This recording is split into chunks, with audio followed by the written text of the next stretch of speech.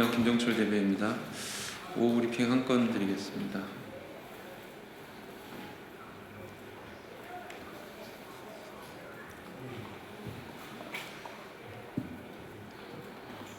김태년 원내대표가 재산세 인하를 정부에서 이제 추진하는 방향으로 검토 중이라는 인터뷰를 했습니다.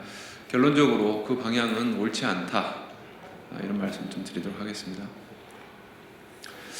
오늘 머니투데이 보도에 따르면 더불어민주당 김태년 원내대표가 공시지가 현실화로 인한 재산세 부담 경감을 위해 세율 조정과 환급 등의 방법으로 재산세 인하를 검토 중이라고 합니다.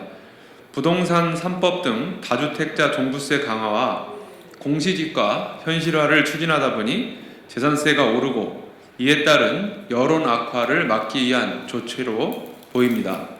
실제로 김 원내대표는 정부가 오는 10월에 발표할 내용에 중저가 주택 재산세 인하 방안이 들어가 있음을 말했습니다. 그러나 결론부터 말하자면 그 방향은 잘못되었습니다. 재산세는 원래 계획대로 OECD 수준에 걸맞게 선진화해야 합니다. 우리나라의 보유세 실효세율은 실제 부동산 가격의 0.16%로서 OECD 평균 0.33%의 절반밖에 되지 않습니다. 이는 문재인 대통령을 포함해서 모두가 개선해야 한다고 말하는 내용입니다. 또한 우리나라의 공시가격 실거래가 반영률은 아파트는 69.0%, 단독주택 53.6%, 토지 65.5%밖에 되지 않아서 재산세가 매우 낮게 책정되고 있는 상황입니다. 이런 실정에서 재산세 인하부터 검토하다니 조세 정의와는 거리가 먼 발상입니다.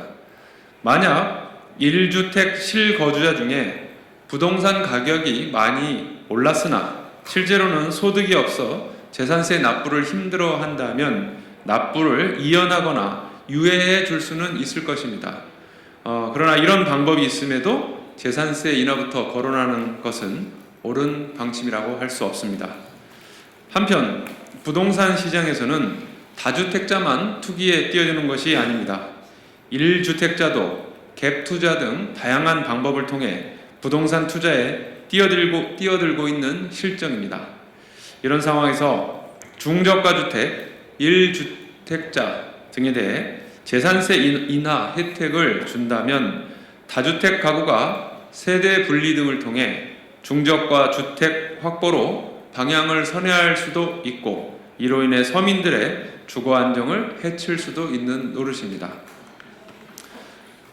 어제 서울시 구청장 협의회 소속 24개 구청장들은 정부가 검토 중인 1주택 소유자 재산세 감면 방침에 반대 의사를 표명했습니다. 재산세는 대표적인 지방세이기 때문에 재산세 인하로 가장 크게 타격을 받을 곳은 지방자치단체들이기 때문입니다.